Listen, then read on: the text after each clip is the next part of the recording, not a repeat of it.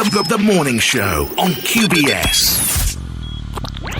Today we're joined by an extraordinary guest, Mohammed Ziad, a marketing professional by day and an adventurer by passion. Mohammed is a mountain climber who has climbed 3 out of 7 summits and scaled many high peaks around the globe. He's here today to take us on a journey from the moment he felt his first adrenaline rush to the peaks he has reached and all the unforgettable experiences in between.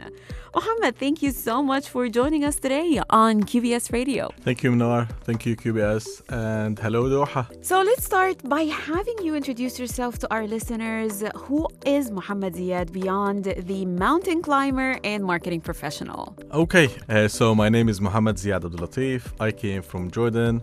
I recently relocated here in Doha. I've been into sports for a very long period of time. I'm almost 40 years old and I do marketing. And I love hiking and adventures and outdoors. And you seem to have a very profound bond with nature. What's the secret behind that and how did it start? When did you first fall in love with the outdoors? The love for the outdoors started from young age. But the bond is, honestly, the nature is where you feel yourself. It listens to you, it heals you, it cures you. And you really feel your best in nature. So you just create this connection and you get lost. You don't need anyone with you as well. Usually whatever activity you want to do, you need friends, you need people around you. When you go to nature, when it's yourself, it's like going is back enough. to your roots, right? When you're yourself alone is Yeah. enough. And you feel that you belong to this place. And you feel whole and Exactly. at peace, Yeah, right? Yeah, true that. That's what makes it so addictive. True.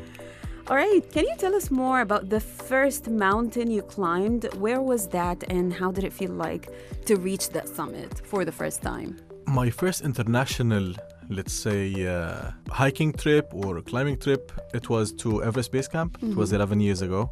Wow. And it was a crazy adventure because I've known nothing about this. And being on the altitudes, the gear, the equipment, everything was totally new for me. So it was all wrong. So that was my first experience. And the minute I finished that Everest Base Camp, I decided to go to a real big one. So I did Elbrus in Russia, which is the highest mountain in the European continent.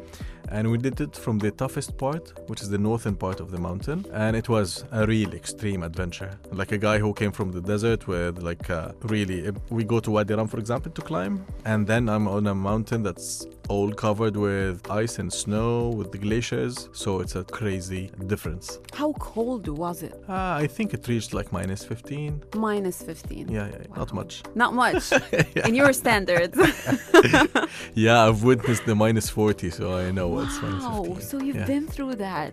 You know, the weather on the mountains changes every minute, every second, every hour. So you can face the 4 seasons at the same hour. And the weather changed significantly. And Is it because it's a different altitude from... Yeah, it's really high. Usually the Right. mountains are really high. So there are nothing to block what's happening. Okay. And even the weather forecasts, they're never accurate in the mountains. It's not easy to predict it, so you have to be ready for all the circumstances. We're still with Mohammed Ziad here on QBS Radio. We're carrying on with our conversation in the second part of Guest of the Week. Stay tuned. The morning show on QBS. The morning show on QBS.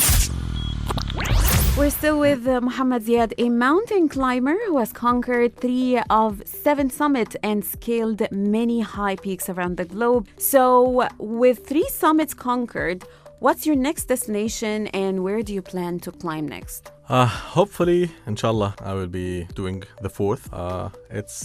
I'm counting the days, yani. It's coming soon. I've been waiting this moment for almost 6 to 7 years. Where Inshallah, would that it be? will be, it's called Mountain Karsten's Pyramid. It's located on Papua, which is between Indonesia and Australia. It's an island. It has the highest mountain in the world on an island, and it's considered as the highest mountain on the Australian continent. What's the height of that mountain? It's not so high, equivalent to 5,000 meters, but it's all technical of all rock climbing and ropes and stuff. And climbing requires not just physical strength, but also immense mental resilience. So which mountain presented the most significant challenge for you and why? Honestly, each mountain will do that for you, even the smallest ones, because physically not always the same, and the conditions aren't always the same, whether it's the trail, whether it's the weather, whether it's your gear, and even the company that you have with you, the people with you were alone, you were with people, so it's all a kind of challenges. Regarding the physical fitness, as of mountaineering, I believe it's more of a mental readiness more than physical, because your brain plays most of the roles while climbing. The type of fitness that you need on these mountains can't be prepared at the gym, because you go onto altitudes, you get exposed to new conditions. You're sleeping in a tent, you're eating new food. Different temperature. Yeah, you have very low level of oxygen. Yeah. That's another thing to consider. This is the most important part. Yeah. And your body most of the times will not accept this lack of oxygen. It's really hard to adapt. So it's really challenging. For me, 60 to 70% is mental, 30 to 40% is physical. And we were talking about this also when you said that if you get injured, you shouldn't let that stop you, and you should have the mental strength to keep going. There's no way back. Yeah, there's no way back. Exactly. That's why I'm telling you it's a mental thing, because Yeah. there is no way back. You have just to keep going, keep pushing, keep going, keep pushing till you reach where you want it to be. Do you have people approaching you who have been inspired by your journey and they want to pursue the same adventure as you did, like climbing mountains and exploring new places? What would be your advice to them? My advice is really, you need to trust yourself.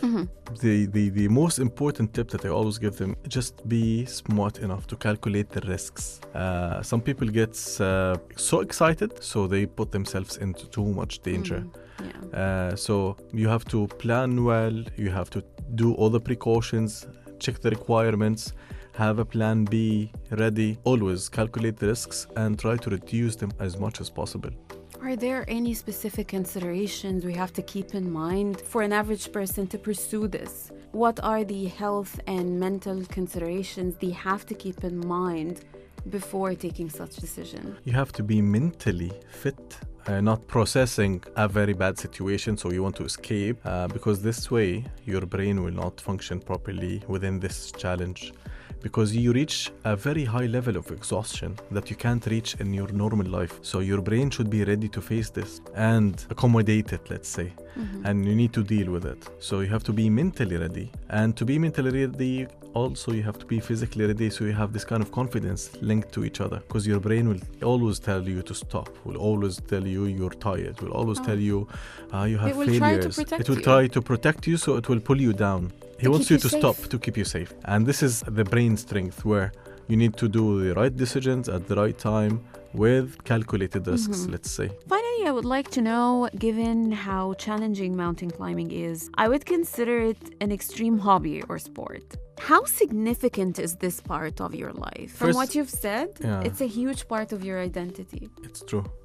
It shaped my personality, Your my personality, identity, my your character changed, my mentality, my mentality have changed a lot. And it's considered as an extreme sports. And but you know when you do it, unfortunately and fortunately, you know it's risky, dangerous sometimes and so on, but you feel alive.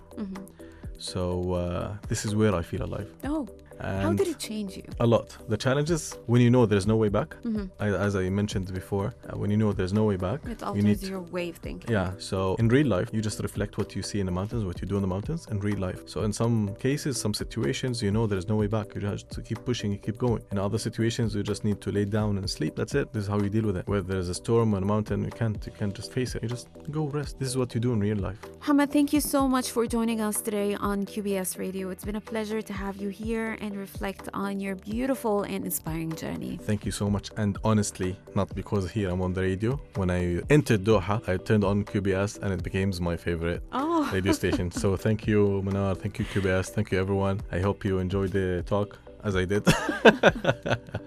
It's Thank a you. pleasure. I really appreciate it. Thank you so much. Mine. Thank you. The morning show on QBS.